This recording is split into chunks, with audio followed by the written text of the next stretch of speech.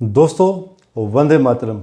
So finally US में शपथ समारोह का जो समय है वो बहुत ही करीब है। एंड आज हम विश्लेषण भी करेंगे कि आने वाले 4 साल यूएस के लिए कैसे रहेंगे और जो बाइडेन शपथ लेने वाले हैं उनका एंड कमला हैरिस का आपस में समन्वय एंड साथ में क्या जो बाइडेन ये कार्यकाल पूरा कर भी पाएंगे। सो मैं शुरू करता हूँ विश्लेषण। जिस समय ये समारोह होने वाला है उस समय मेष लग्न की कुंडली और कुंडली में देखिए, सबसे पहले मेदिनी ज्योतिष में जब भी शपथ समारोह होता है किसी भी कंट्री में तो एसेंडेंट चर लगन जितने भी होते हैं इनको अवॉइड किया जाता है, लेकिन यहाँ पर फिर भी चर लगन है, लेकिन लग्नेश मंगल खुद लगन में बैठे हुए हैं। तो कह सकते हैं कि उस तरह से इसको एक सही समय लिया जा सकता है। एंड साथ में चंद्रमा की स्थिति लग्नेश एंड चतुर्थेश चंद्रमा का साथ में होना इट इंडिकेट्स कि जो बाइडेन उनको जनता की बहुत बड़ी सपोर्ट मिलेगी, जो कि मैंने पहले भी एक मेरे वीडियो में कहा था कि जनता सबसे ज़्यादा सपोर्ट जो बाइडेन को करेगी एंड ट्रम्प को जनता की सपोर्ट नहीं मिलेगी।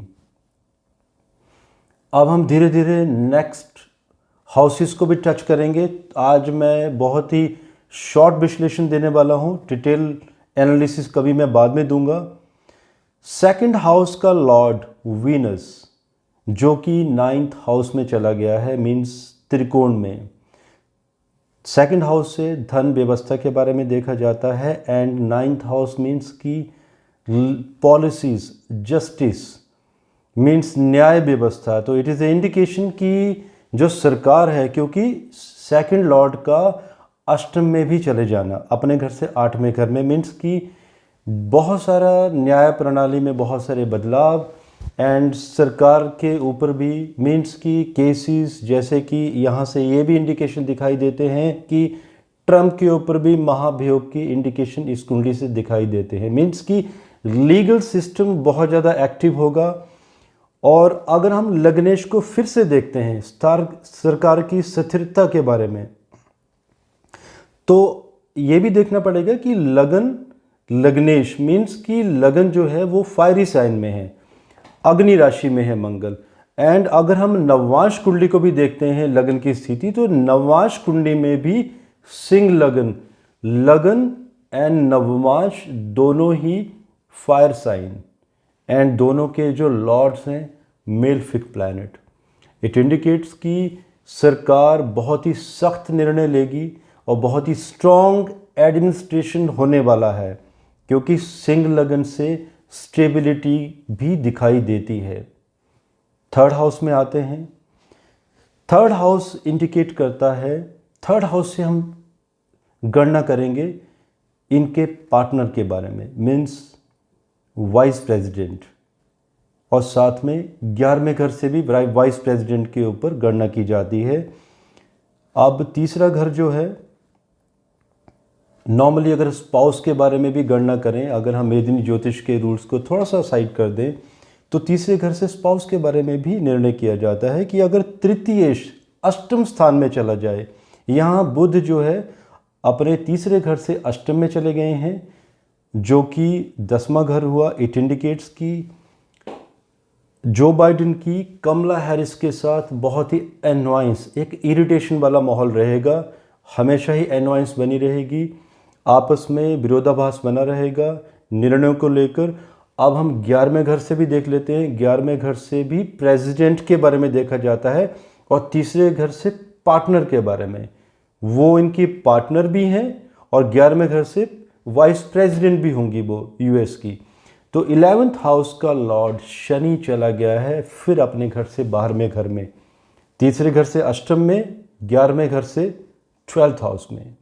सो 12वें घर में जाने का मतलब है कि दोनों वाइस प्रेसिडेंट एंड प्रेसिडेंट का समन्वय, आपस में मिसकम्युनिकेशन, मतभेद हमेशा ही बना रहेगा और कोई ना कोई परेशानियों में दोनों ही रहेंगे और सुर्खियों में भी रहेंगे। सो कहीं ना कहीं एक अच्छा कॉम्बिनेशन नहीं दिखाई दे रहा है। चुनावों से पहले बेटर दिखाई दे रहा था, जो कि बाद में जब सत्ता संभालेंगे तो परेशानियां दिखेंगी दोनों के बीच में। चतुर्थेश जनता स्थान का लॉर्ड, जनता खुश रहेगी, जनता को पूर्ण सपोर्ट मिलेगी।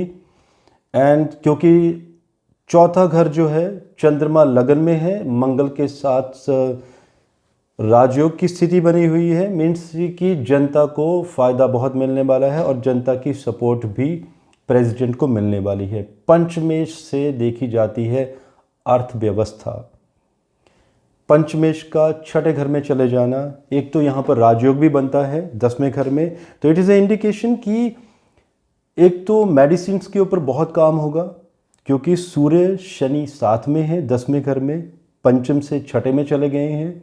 छठा घर वैद्य भी होता है, मेडिसिन्स का भी होता है, और साथ में यूएस, जैसे हम चाइना पॉलिसीज़ की भी बात करेंगे तो यूएस खुद अपना इन हाउस प्रोडक्शन भी स्टार्ट करेगा बहुत सारी चीज़ों में।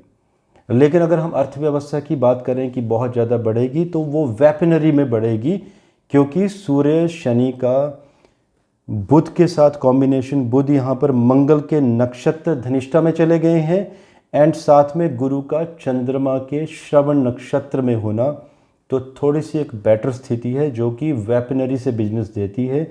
मीन्स इन 4 सालों में यूएस की जो अर्थव्यवस्था है वो एक एवरेज बनी रहेगी, ना तो हम बहुत अच्छा कह सकते हैं ना भी बहुत बुरा कह सकते हैं, एक एवरेज स्थिति रहेगी।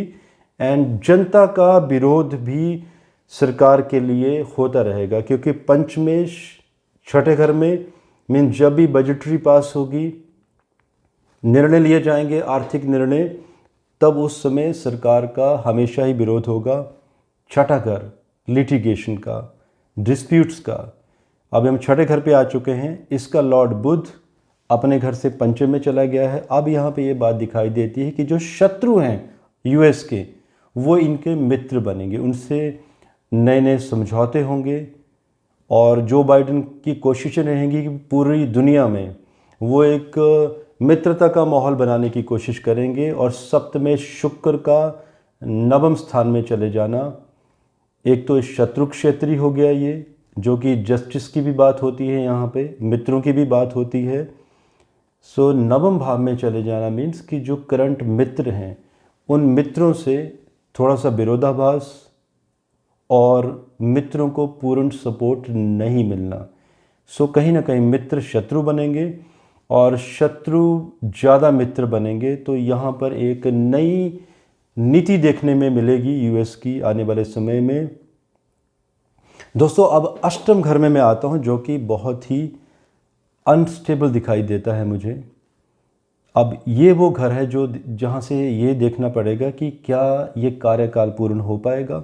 देखिए, अष्टमेश का लगन में चले जाना, अपने घर से छठे में। अब ये नहीं महत्व होता है कि मंगल यहाँ पर लग्नेश हैं, खुद अपने लगन में बैठे हैं और बेशक 12 डिग्री के हैं, लेकिन अब हमें ये भी देखना पड़ेगा कि अष्टम घर में प्लैनेट कौन सा है। केतु बैठे हुए हैं, और साथ में केतु यहाँ पर बुध के नक्षत्र के, ज्येष्ठा नक्षत्र के, मीन्स और ज़्यादा प्रोमिनेंट हो जाना केतु का। और साथ में मंगल का छठे घर में चले जाना, जो कि एक मध्यम आयु दर्शाता है। इसका अभिप्राय ये हुआ, आप कभी भी यूएस की पुरानी हिस्ट्री देखेंगे तो कुछ ऐसे प्रेसिडेंट भी हुए हैं जिनके ऊपर वेपनरी का अटैक भी हुआ है। साथ में उनके कार्यकाल के दौरान उनकी मृत्यु भी हुई है। तो ये एक इंडिकेशन दिखाई देता है कि इनको कोई ना कोई या तो आघात, शस्त्र पीड़ा, या तो ब्रेन में लेफ्ट साइड में कोई ना कोई स्ट्रोक, ब्रेन का स्ट्रोक, ब्रेन हैमरेज। एंड इसके लिए मैंने एक वीडियो भी दिया है बहुत पहले, जो आप प्लेलिस्ट में देख सकते हैं, कि जो बाइडेन को आने वाले समय में कोई ना कोई ब्रेन में लेफ्ट साइड के हिस्से में ट्यूमर, स्ट्रोक, कुछ ना कुछ इस तरह की परेशानी दिखाई दे रही है। और आने वाले समय में इसी के ऊपर मैं और भी विश्लेषण करूंगा कि वो कौन सा समय होगा जो इनके लिए बेहतर नहीं होगा। यहाँ से एक और इंडिकेशन भी देना चाहता हूँ मैं कि जो बाइडेन को अपनी सुरक्षा का विशेष ख्याल रखना चाहिए। साथ साथ में ये जो शपथ समारोह आज हुआ है, इसमें एक तो बुधवार बनता है, तिथि अष्टमी, हुताशन योग, जो कि शुभ कार्यों के लिए नहीं होता है। और इसको एक तरह से अगर हम बुधवार को अश्विनी नक्षत्र भी लेके चलते हैं तो इसको मृत्यु योग भी कहा जाता है। तो कहीं ना कहीं ये दोनों चीज़ें जब ये साथ में कॉम्बिनेशन बन रहा है अष्टम घर का भी, तो ये आठवां घर एक कॉन्टिन्यूटी नहीं दिखाता है, कार्यकाल को अस्थिर दिखाता है। 9th हाउस पे आते हैं, 9th लॉर्ड इज जुपिटर, विदेशों की व्यवस्था, फॉरेन कनेक्शन।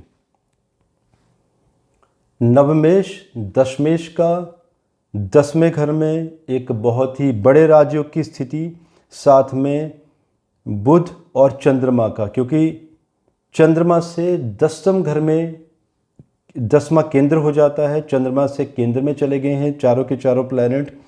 एंड साथ में नवमेश दशमेश means Guru and Shani, and पंचमेश सूर्य का भी साथ में होना। बेशक ये नीच भंग राजयोग बनता है, जो इंडिकेट करता है कि स्टार्टिंग में शुरू के समय में परेशानियां रहेंगी थोड़ी सी, और परेशानियों से उभरेंगे भी, और जो कि यूएस में बहुत बड़ा बदलाव भी आएगा। मीन्स अर्थव्यवस्था और बढ़ेगी। अगेन यहाँ पे मैं कोई कॉन्ट्राडिक्ट नहीं करना चाहता, एक बैलेंस अर्थव्यवस्था। सो ये जो राजयोग है ये कुछ समय के लिए स्थिरता की कसौटी के लिए सही है, लेकिन बाद में जो मैंने प्रिडिक्ट किया था 8वें घर से, वो परेशानियां बिल्कुल दिखाई देती हैं। लेकिन एक राजयोग जो घटित है यहाँ पे, जो बना हुआ है, जो कि जो बाइडेन उसका बेनिफिट भी लेंगे, तो वो घटित होता हुआ भी दिखाई दे रहा है। दशमेश शनि 10वें घर में खुद बैठे हैं, तो दशमेश नवमेश का कॉम्बिनेशन मीन्स एक स्टेबिलिटी कुछ समय के लिए। साथ में सूर्य शनि ये भी हमें नहीं भूलना पड़ेगा, क्योंकि उत्तराषाढ़ा नक्षत्र में है, जो कि जनता का बार बार विरोध और कहीं ना कहीं अपोजिशन के अटैक, या जो स्थिति आप लोगों ने पहले देखी है संसद में, अभी कुछ दिन पहले अटैक हुआ था, और मैंने फिर से प्रेडिक्ट किया है कि इस टाइप की घटनाएं फिर भी बीच बीच में रैंडमली होती रहेंगी, लेकिन सरकार सख्त होगी और सख्ती से कार्य करती रहेगी। एकादशेष का 12th हाउस में चले जाना, जो कि हम डिस्कस कर चुके हैं। एकादश घर से संविधान के बारे में भी देखा जाता है, जो इंडिकेट होता है कि कुछ ऐसे निर्णय लिए जाएंगे, ऐसे कुछ लॉ बनेंगे जिसमें कि इंटरनेशनली यूएस का विरोध भी होगा, क्योंकि सख्ती से वहाँ पे निर्णय लिए जाएंगे और कुछ नए कानून बनने की कगार पर होंगे। 12th हाउस जुपिटर अपने से 11वें घर में चला जाना, बेनिफिट हाउस में मीन्स की फॉरेन पॉलिसीज में एक ओपननेस, एक ओपन बिजनेस पॉलिसी। सो दोस्तों, कुल मिलाकर व्यापार के हिसाब से एंड जनता के लिए समय ठीक रहेगा, लेकिन 8वां घर जो मैंने प्रेडिक्ट किया है सही नहीं है। इसके ऊपर मैं एक पार्ट और भी दूंगा, डिटेल विश्लेषण। आज समय कम था मेरे पास और बहुत सारे मैसेज आए थे लोगों के एंड हमारे सब्सक्राइबर के कि यूएस के ऊपर विश्लेषण किया जाए, तो मैंने जल्दी में जो विश्लेषण मुझे अभी दिखा वो मैंने किया है, और नेक्स्ट बहुत जल्दी इसके ऊपर मैं डिटेल वीडियो देने वाला हूँ। तब तक मुझे इजाज़त दीजिए एंड भारत माता की जय।